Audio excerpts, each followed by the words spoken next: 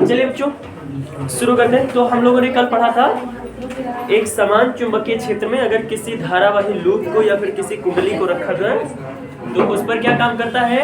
Formula tau बराबर NAIB sin theta. अब इसके बाद आज हमारा अगला टॉपिक है बच्चों, चलिए देखते हैं।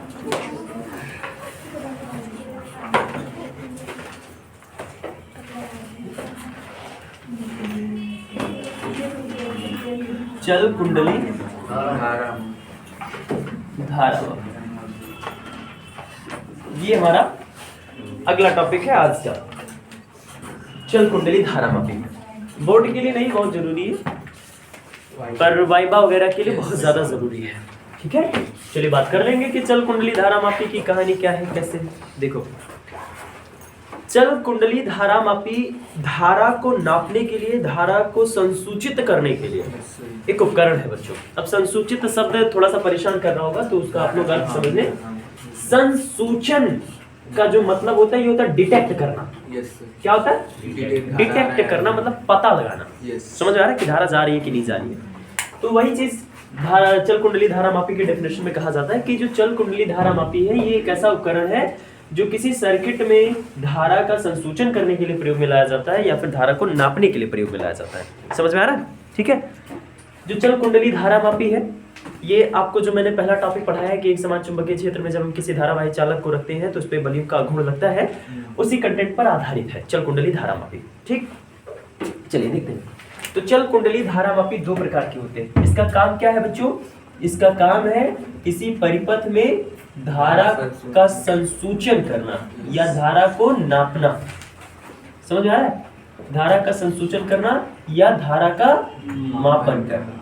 समझ में आ रहा है? ये इसका कार्य है बच्चों। ठीक है, अब देखिए, जो चल कुंडली धारा मापी है ये दो प्रकार का होता है। चल कुंडली धारा मापी कितने प्रकार का? दो प्रकार का। पहला जो प्रकार होता है बच्चों, जिसे हम लोग कहते हैं निलंबित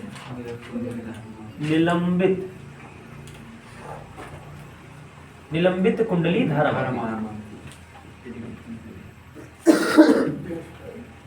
निलंबित कुंडली धारा मापी। तो निलंबित कुंडली धारा मापी क्या होता है बच्चों? तो ये वही चीज है जो यहाँ लिखा गया है, चल कुंडली धारा मापी। हम उसी का एक प्रकार पढ़ रहे हैं जिसका नाम है निलंबित कुंडली धारा मापी। अब निलंबित कुंडली धारा मापी में सबसे पहले बात कर लेते हैं कि ये आखिर बनता कैसे है, इसकी रचना को लेकर के हम बात करेंगे। ठीक है, ये कार्य क्या करेगा? धारा का संसूचन करेगा या धारा का मापन करेगा? समझ आ रहा है? किस सिद्धांत पर अगर आपसे कोई पूछे काम करता है तो आप सीधा कहिए टाउ बराबर, बस टाउ बराबर NAIB sin थीटा। इसी सिद्धांत पर वो काम करता है। समझ आ रहा है? ये जो टाउ बराबर NAIB sin थीटा है, इसी सिद्धांत पर काम करता है निलंबित कुंडली धारा मापी। कैसे काम करेगा चलो देख लेते हैं भैया। देखो, तो इसके पहले हम लोग इसका रचना समझ ले पहले कि इसकी रचना कैसे होनी है। तो चलिए बच्चों देख लेते हैं इसकी रचना, है ना। इसको हम लोग बनाएंगे कैसे बच्चों? बहुत आसान है बनाना। देखो कैसे बनाना है। इसके लिए सबसे पहले आपको एल्यूमिनियम का एक आयताकार ऐसे फ्रेम लेना है, जैसे मैं यहाँ ले रहा हूँ। ठीक है, क्या करना बच्चों? एल्यूमिनियम का आयताकार फ्रेम लेना है। और रजनीश ये ले लिया हमने आयताकार फ्रेम।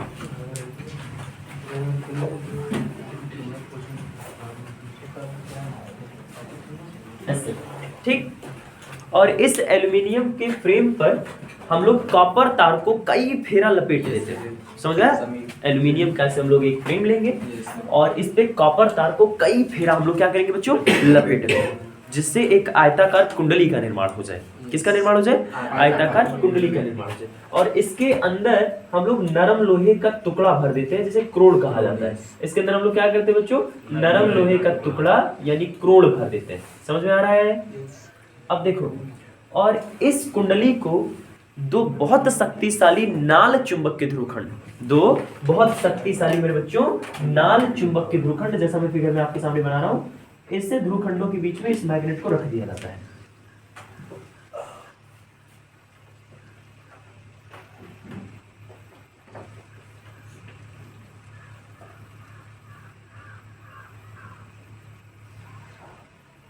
ऐसे इसको रखा जाता है।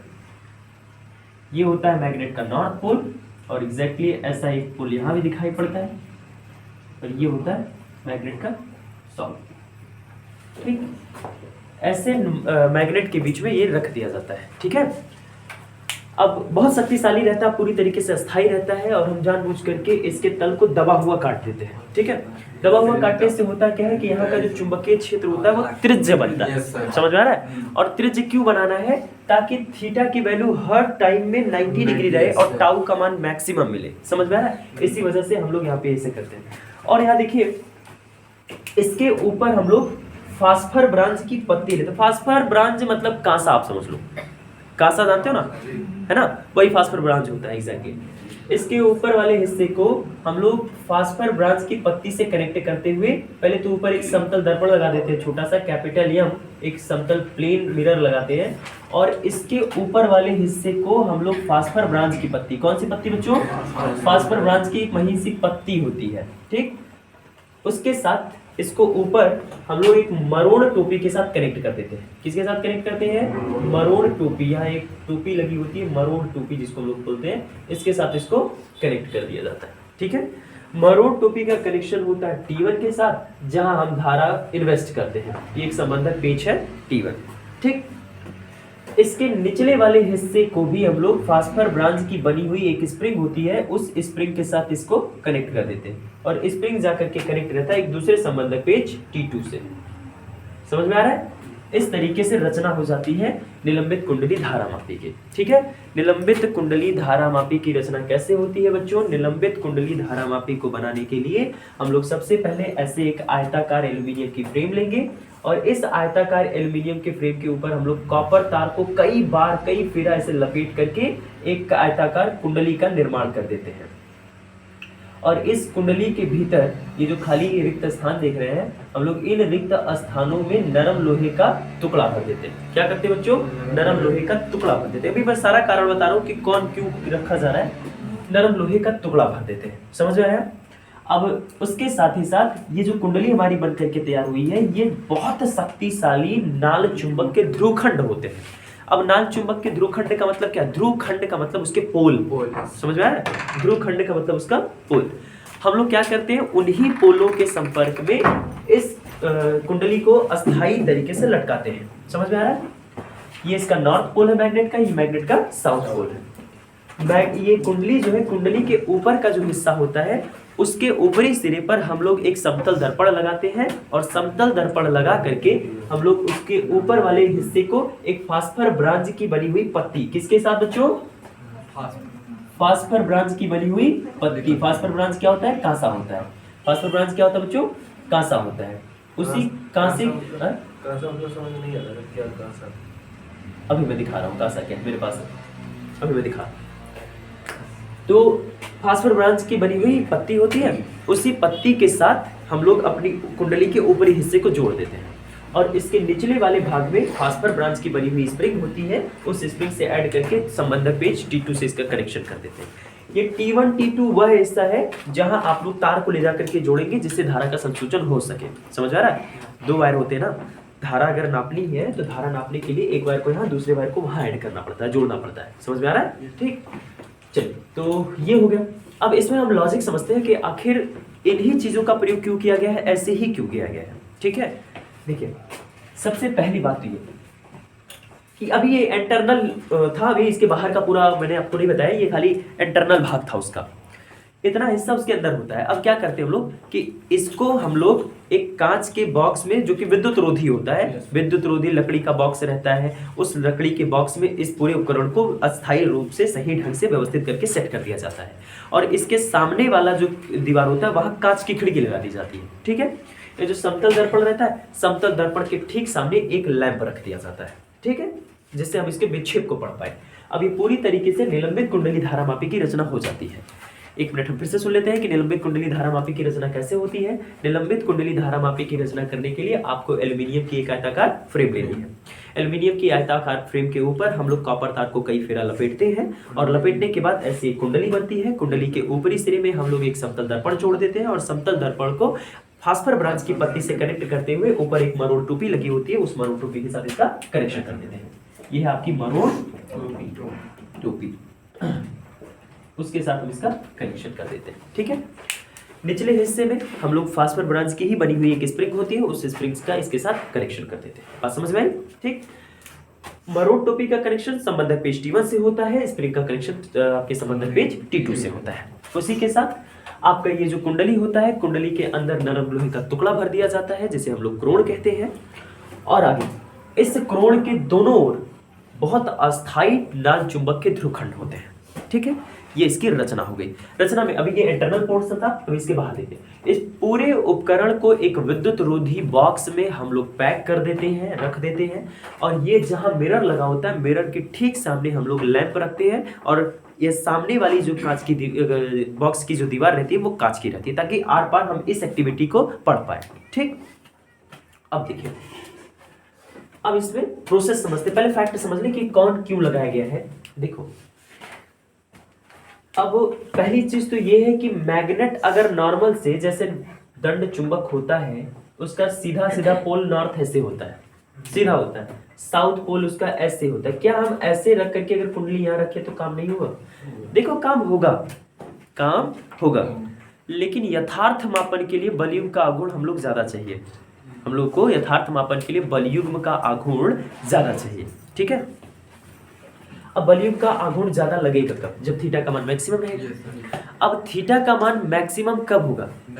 जब आपकी कुंडली इस तरीके से चुंबकीय क्षेत्र में रहे कि चुंबकीय क्षेत्र की दिशा और आपके उस कुंडली में बहने वाली धारा की दिशा के सदैव अभिलंब, कुंडली के तल के क्षेत्रफल वेक्टर सदैव चुंबकीय क्षेत्र में अभिलंब होता है, तब जाकर के थीटा का मान मैक्सिमम देगा। समझ में आ रहा है? इसी वजह से हम लोग क्या करते हैं, ये जो चुंबक के ध्रुवखंड ऐसे सीधे होते थे, इनको हम लोग ऐसे अवतलाकार काट देते हैं। क्या करते हैं बच्चों? अवतलाकार काट देते हैं। अब अवतलाकार कटे होने के कारण यहाँ जो मैग्नेटिक फील्ड जन्म लेता है, ये बहुत त्रिज्य बनता है। कैसा बनता है? त्रिज्य बनता है, ठीक है। हम लोग क्या कर रहे हैं बच्चों, अपने इस मैग्नेट के ध्रुव खंड को अवतलाकार काट देते हैं। किस आकार में काट देते हैं? अवतलाकार, मतलब ऐसे दबा हुआ काट देते हैं, जैसे संरचना आप यहाँ देख रहे हो, ठीक है।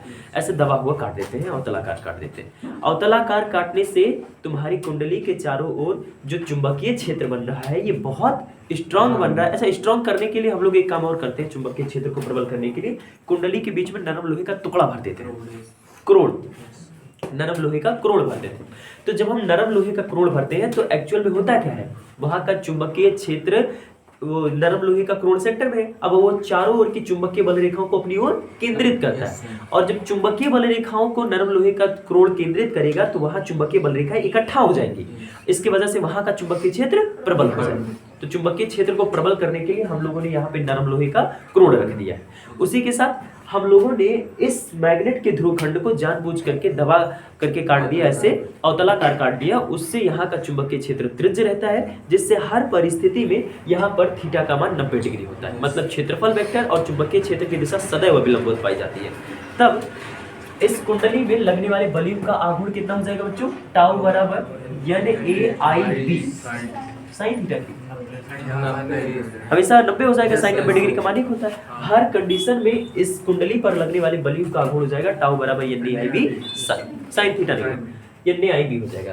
अब देखिए बाबू लोग, अब यहाँ कुंडली पर वो बलयुग्म का आघूर्ण लगेगा कब? जब आप कुंडली से यहाँ धारा भेजेंगे। देखिए एक यहाँ से अगर धारा को एंटर करा रहे हो तो यहाँ से रिटर्न होना चाहिए। अब आप यहाँ से धारा को एंटर करा रहे हैं, धारा यहाँ पहुंच रही है, और जैसे ही यहाँ चुंबकीय क्षेत्र है कि नहीं, एक समान है चुंबकीय क्षेत्र, त्रिज्य बना दियो ना, एक समान चुंबकीय क्षेत्र हो गया, बहुत प्रबल चुंबकीय क्षेत्र है। प्रबल चुंबकीय क्षेत्र कैसे हुआ? क्रोण रखने की वजह से हो रहा है। अब यहाँ पे जैसे ही आप कुंडली में धारा भेजेंगे तो पीछे आप लोगों को मैंने इस चैप्टर के एकदम स्टार्टिंग में डेरिवेशन कराया है कि जब कुंडली को चुंबकीय क्षेत्र में रख करके कुंडली में धारा भेजते हैं तो कुंडली पर क्या लगता है? बलयुग्म का आघूर्ण। तो यहाँ नहीं लगेगा, लगेगा, तो यहाँ बलयुग्म का आघूर्ण लगेगा। और मेरे बच्चों यहाँ थीटा का मान हर केस में 90 डिग्री होगा। समझ में आ रहा है? हम लोगों ने इसी वजह से इस चुंबक को ऐसे आकार में काटा हुआ है, ठीक, ताकि हमेशा थीटा का मान हमको 90 डिग्री मिल सके। अब लाला इस कुंडली में जैसे धारा एंटर करती है तुरंत बलयुग्म का आघूर्ण लगता है। कितना लगता है? टाउ बराबर NAIB। समझ में आया? ठीक। अब देखो, अगर पत्ती में ये देखो, इसका नामकरण में करता है, इसका नाम है कुंडली, तांबे के तार की कुंडली। तांबे के तार की कुंडली। और ये क्या है बच्चों, ये है क्रोड। क्या है, और ये क्या है, स्प्रिंग। और ये क्या है, समतल दर्पण। समतल दर्पण। ये क्या है, फास्फर, फास्फर ब्रांज की, ब्रांज की, ठीक है, ये उसका नामकरण है। चलिए अब देखिए, अगर मान लिया उस पत्ती का ऐंठन गुणांक C हो, पत्ती का ऐंठन गुणांक कितना होगा बच्चों, C हो, और उत्पन्न विक्षेप तुम्हारी कुंडली में फाई है, ठीक है। तो विक्षेपक बलयुग्म का जो आघूर्ण होता है, विक्षेपक, विक्षेपक बल युग्म का आघूर्ण, का आघूर्ण। अगर देखिए, यहाँ देखिए, अगर हमारी कुंडली में मरोड़ दृढ़ता C हो, कुंडली में कितना बच्चों मरोड़ दृढ़ता C, अगर मरोड़ दृढ़ता कांस्टेंट होता है C, याद रखना, मरोड़ C माने मरोड़ दृढ़ता कांस्टेंट होता है, ठीक है। और आपकी कुंडली में उत्पन्न विक्षेप फाई कितना हो बच्चों, तो जो विक्षेपक बलयुग्म का आघूर्ण है, जिसकी वजह से आपका मिरर घूम रहा है, समझ में आ रहा है, मिरर इसी कुंडली के साथ कनेक्टेड है ना, कुंडली पर बलयुग्म का आघूर्ण लगेगा तो मिरर नहीं घूमेगा, घूमेगा। इसी बल को हम लोग कह रहे हैं विक्षेपक बलयुग्म का आघूर्ण। वो मरोड़ दृढ़ता यानी C तथा फाई के गुणनफल के बराबर है। C का नाम है बच्चों मरोड़ दृढ़ता गुणांक कह लो, या इसका जो राशि वाला नाम है ये है इसका, अरे क्या नाम है यार इसका, क्या बोले यार C को भी, हाँ ऐठन, क्या ऐठन, क्या नाम बताएं यार,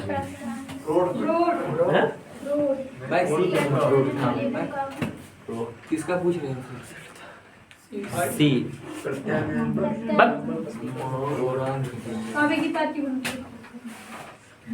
भांग खा करके बैठे हो क्या तुम लोग यार, अरे यार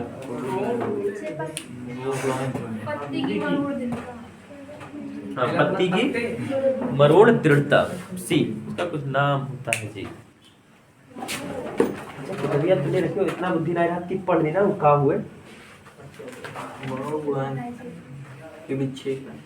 मरोड़ दृढ़ता C हो, यस, मरोड़ दृढ़ता कहते हैं C क्या है बच्चों, मरोड़ दृढ़ता C क्या है बच्चों, मरोड़ दृढ़ता C हो।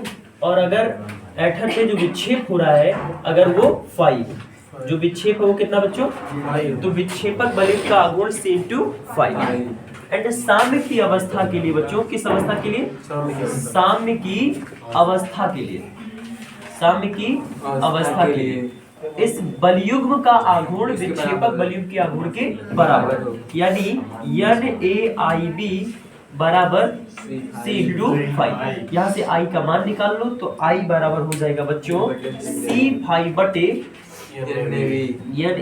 NaB। समझ में आ रहा है, ठीक। अब यहाँ जरा ध्यान दीजिएगा, यहाँ बच्चों C, NaB ये सब लोग कांस्टेंट है, और अगर वो लोग नियतांक है तो हम लोग कहेंगे I is directly proportional to 5। यानी तुम्हारी कुंडली में धारा का मान जितना ज्यादा होगा, यहाँ विक्षेप कुंडली में उतना ही ज्यादा मिलेगा, ठीक। समानुक्रमानुपाती का रिलेशन ना भाई, समानुपाती का रिलेशन जो होता है उसमें अगर हाँ ये राशि बढ़ रही है तो आई भी तो बढ़ जाएगा, समझ में आ रहा है, ठीक है। तो ये हो जाएगा विक्षेपक बलयुग्म के आघूर्ण के कंटेंट पर हमारा निलंबित कुंडली धारा मापी, ठीक है बच्चों। तो निलंबित कुंडली धारा मापी के लिए एक बार फिर से सुनते हैं। देखो यहाँ पे सारा मैकेनिज्म इस हिसाब से सेट किया जाता है कि हमेशा कुंडली की जो अक्ष है वो चुंबकीय क्षेत्र में अभिलंबोत पड़े। अगर कुंडली का जो अक्ष है चुंबकीय क्षेत्र में अभिलंबोत पड़ रहा है, तो ऐसे कंडीशन में, ऐसे सिचुएशन में बच्चों हम जानते हैं कि थीटा का मान कितना हो जाएगा 90 डिग्री। और अगर थीटा का मान 90 डिग्री हो गया थीटा का मान 90 डिग्री हो गया बच्चों। तो इस परिस्थिति में कुंडली पर लगने वाला बल आघूर्ण हो जाएगा टाउ बराबर NAIB। साइन 90 डिग्री का मान तो 1 हो जाता है, तो बलयुक्त का आघूर्ण हो जाएगा टाउ बराबर NAIB। मान लिया कि हमारी ये जो निलंबन की पत्ती है उसकी मरोड़ दृढ़ता C है। कितनी है बच्चों? मरोड़ दृढ़ता C है। और ऐंठन का जो विक्षेप है वो कितना है? हाई। तो लाला लोग इस कुंडली में जो विक्षेपक बलयुक्त का आघूर्ण है वो ऐंठन मरोड़ दृढ़ता C तथा ऐंठन विक्षेप के गुणनफल के बराबर होगा। तो बाबू लोग विक्षेपक बलयुक्त का आघूर्ण बराबर C × 5। साम्य की अवस्था के लिए ये भी बल आघूर्ण है और ये भी बलयुक्त का ही आघूर्ण है, दोनों आपस में बराबर रहेंगे। तो NAIB बराबर C × 5। यहाँ से I का मान निकाला तो NAB दूसरे पक्ष में जाएंगे तो भाग करेंगे तो I बराबर C5/NAB। यहाँ पे C जिसे हम लोग मरोड़ दृढ़ता गुणांक कहते हैं कांस्टेंट होता है, आपका n कुंडली में फेरों की संख्या है कांस्टेंट है, a आपके कुंडली का क्षेत्रफल है कांस्टेंट है, b चुंबकीय क्षेत्र कांस्टेंट है। अगर ये लोग कांस्टेंट है तो हम कहेंगे I is directly proportional to 5। समझ में आ रहा है? ठीक, इस हिसाब से हम ये बात समझ पा रहे हैं कि हमारी कुंडली में अगर धारा ज्यादा बहेगी तो कुंडली में विक्षेप ज्यादा आएगा। समझ में आ रहा है? और इसी विक्षेप को पढ़ करके हम लोग इसमें धारा का संसूचन करते हैं। ठीक, तो ये था बच्चों निलंबित कुंडली धारामापी। इसके बाद हमारी दूसरी कुंडली है दूसरे प्रकार की, जिसे हम लोग कहते हैं किलकीत कुंडली धारामापी। क्या कहते हैं बच्चों? किलकीत कुंडली या वेस्टर्न कुंडली धारामापी। चलिए अब उसको देखते हैं।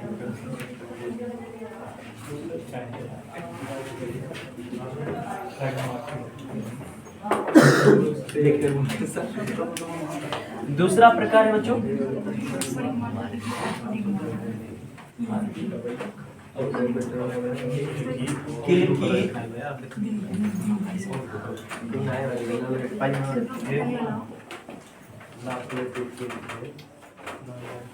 किलकीत कुंडली धारामापी। देखिए कील होता है सर, गलत कीलकित कुंडली धारामापी। इसी का एक नाम हो रहा है वेस्टर्न धारामापी। क्या नाम है बच्चों? वेस्टर्न धारामापी। चलिए अब इसका भी काम क्या है बच्चों? धारा का संसूचन करना, धारा का मापन करना। चलो देखिए ये धारा का मापन करेगा कैसे। देखिए सबसे पहले इसमें हमें देखनी है रचना। क्या देखना बच्चों? रचना। देखो इसमें भी सबसे पहले एल्यूमिनियम का एक आयताकार फ्रेम लेना है और इस पे कॉपर तार को, किसको मेरे बच्चों? कॉपर तार को पृथकृत रख करके कई फेरा लपेट देना है। तो ये बन जाएगी आपकी एक कुंडली। क्या बन जाएगी? आयताकार कुंडली बन जाएगी। बन गया आयताकार कुंडली। ठीक, आयताकार कुंडली के भीतर हम लोग एक बेलनाकार नरम लोहे का क्रोण रख देते हैं बच्चों। क्या करते हैं? आयताकार नरम लोहे का अरे सॉरी बेलनाकार नरम लोहे का एक क्रोण रख देते हैं। जैसे मैं यहाँ फिगर बना रहा हूँ, ये रख दिया।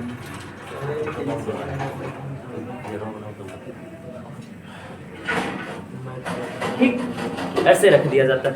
ठीक है, और इस कुंडली के साथ इस क्रोण को इस प्रकार से सेट किया रहता है कि दोनों एक साथ घूमे। देखिए ये आपका बेलनाकार क्रोण है। कुंडली को घूमने के लिए हम लोग लकड़ी के दो फ्रेम लकड़ी के बने दो चूल रहते हैं, उन्हीं चूलों पर इसको सेट कर देते हैं। क्या करते हैं बच्चों? घूमने के लिए लकड़ी के चूल होते हैं, उसी चूलों पर इसको सेट कर दिया जाता है।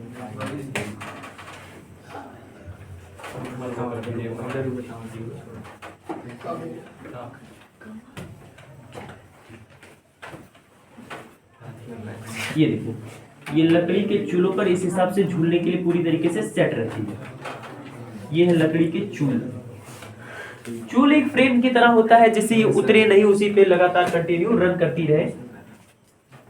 कि लकड़ी के बने दो चूल होते हैं और उन्हीं पर ये पूरी तरीके से सेट रहते हैं झूलने के लिए।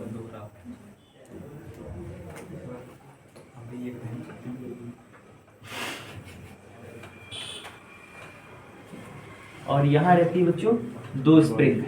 क्या लगी रहती है? दो स्प्रिंग। इस स्प्रिंग का संबंध पेज T1 और T2 से होता है। और ये कुंडली भी बहुत शक्तिशाली चुंबक के ध्रुव खंडों के बीच में टिकी रहती है।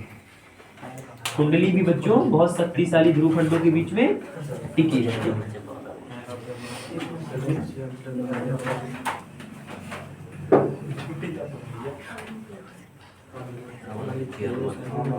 ठीक, ऐसे ये टिकी रहती है। ये मैग्नेट का नॉर्थ पोल, ये मैग्नेट का साउथ पोल। एल्यूमिनियम के हिसाब से यहाँ पे एक लंबा सा संकेतक लगा होता है, बहुत हल्का सा होता है, जो कि वृत्ताकार पैमाने पर घूमता रहता है। 0, 10, 10, 20, 20 दोनों और इसके नंबर होते हैं, डिजिट होते हैं। अब क्यों होता है अभी मैं कारण बता दूं। तो ये है किलकित कुंडली धारामापी मेरे बच्चों। किलकित कुंडली धारामापी कैसे बनाएंगे? किलकित कुंडली धारामापी को बनाने के लिए हमें क्या करना है? एक आयताकार एल्यूमिनियम का फ्रेम लेना है, फ्रेम के ऊपर कॉपर तार को कई फेरा लपेट देना है, जिससे एक आयताकार कुंडली का निर्माण हो जाएगा। अब आयताकार कुंडली के अंदर हम लोग चित्र के अनुसार जैसा देख रहे हैं ऐसा एक बेलनाकार नरम लोहे का क्रोड़ भर देंगे और उसके बाद इस कुंडली को स्वतंत्रता पूर्वक झूलने के लिए 2 लकड़ी के बड़े चूल होते हैं, उन्हीं चूलों पर इनको टिका दिया जाता है। अब ये देखो, ये जो चूल होते हैं, चूलों के पास में 2 स्प्रिंग लगे होते हैं और इन स्प्रिंगों का संबंध 2 संबंधक पेच T1 व T2 से होता है। क्रोड़ का काम क्या होता है? क्रोड़ का काम चुंबकीय बल रेखाओं को अपनी ओर केंद्रित करके चुंबकीय क्षेत्र को प्रबल बनाना होता है। वो लोहा है, इतना सामान्य जानो। क्रोड़ कुछ नहीं, वो लोहा है। लोहा क्या करता है? चुंबकीय बल रेखाओं को अपनी तरफ केंद्रित करता है, खींचता है। तो जो चुंबकीय बल रेखा इधर उधर फैल रही है, बिखर रही है, उनको वो अपने अंदर इकट्ठा करने के लिए केंद्रित करने लगता है। तो वहाँ चुंबकीय बल रेखाएं पास हो जाती है, जिसकी वजह से वहां का मैग्नेटिक फील्ड स्ट्रांग हो जाता है। देखो तो बच्चों, उसके बाद लकड़ी के चूलों पर इसको हम लोग झूलने के लिए स्वतंत्रता पूर्वक छोड़ देते हैं। लकड़ी के चूलों के पास यहाँ 2 स्प्रिंग लगे होते हैं। ये स्प्रिंग इसे ऐंठन बलयुग का आघूर्ण देते हैं। क्या देते हैं बच्चों? ऐंठन बलयुग का आघूर्ण प्रदान करने के लिए लगाया जाता है। अब देखो, इस स्प्रिंगों का संबंध कर दिया जाता है T1 तथा T2 से। आपके इस अस्थाई नाल ये जो क्या नाम है कुंडली है, इस कुंडली को 2 शक्तिशाली अस्थाई नाल चुंबक के ध्रुव खंडों के बीच में टिका दिया जाता है। ठीक, ये मैग्नेट का नॉर्थ पोल है, ये साउथ पोल है। सारा कंटेंट वहीं पे है कि यहाँ पे नरम लोहे का टुकड़ा उसी वजह से लगाया गया है। यहाँ पे भी आपके इस क्या नाम है मैग्नेट के ध्रुव खंडों को अवतलाकार ही काटा गया है ताकि चुंबकीय क्षेत्र त्रिज्य रहे। समझ में आ रहा है? आपके इस कुंडली के साथ एक एल्यूमिनियम का लंबा सा संकेतक लगा है, ये एक वृत्ताकार पैमाने पर घूमता है। अब इस वृत्ताकार पैमाने में देखो, 0 के उस साइड भी गिनती रहती है, 0 के इस साइड भी गिनती रहती है। क्यों गिनती रहती है उसका कारण देखिए आप लोग। हाँ, धारा को या तो हो सकता है प्लस टर्मिनल इस पे लगा एक बार, या फिर दूसरी बार माइनस टर्मिनल लगा दे, तो धारा का डायरेक्शन पलट के जाएगा ना इसमें। पहली बार धारा इधर से भेज सकते हो, दूसरी बार धारा इधर से इन्वेस्ट कर सकते हो। इसी वजह से हम लोग यहाँ पे जो एल्यूमिनियम के लिए उसका जो संकेतक लगाए रहते हैं, उस वृत्ताकार पैमाने पर 0 के उस साइड भी गिनती लिखते हैं, इस साइड भी गिनती लिखते हैं। क्योंकि धारा का डायरेक्शन चलो भी पहली बार सीधा है तो इधर गिनती करेगा वो, अगर धारा का डायरेक्शन अपोजिट करोगे तो गिनती इधर करने लगता है। समझ में? ठीक, तो इसमें फिलहाल फॉर्मूले का प्रयोग नहीं होता है, वो सीधा आपका ये एल्यूमिनियम का संकेतक धारा का मापन करके दे देता है। ठीक है, तो ये है आपका किलकित कुंडली धारा मापी। समझ में आया बच्चों? किलकित कुंडली धारा मापी समझ पा रहे हो? ठीक, ये चीजें बोर्ड के लिए उतनी महत्वपूर्ण नहीं है। ठीक है, अब इसके बाद हम लोग को जो पढ़ना है वो बड़ा इंपॉर्टेंट हिस्सा है। अब हम लोग को पढ़ना है कि जो धारा मापी है, क्या बच्चों? धारा मापी। इस धारा मापी को हम अमीटर में, किसमें बच्चों? और इसके साथ वोल्ट मीटर में, इसके साथ वोल्ट मीटर में रूपांतरण कैसे करेंगे, तो पढ़ते हैं उसको कल। ठीक है बच्चों, तो धारा मापी का अमीटर में और वोल्ट मीटर में रूपांतरण कैसे करेंगे, इस पे चर्चा होगी कल, और महत्वपूर्ण टॉपिक है ये।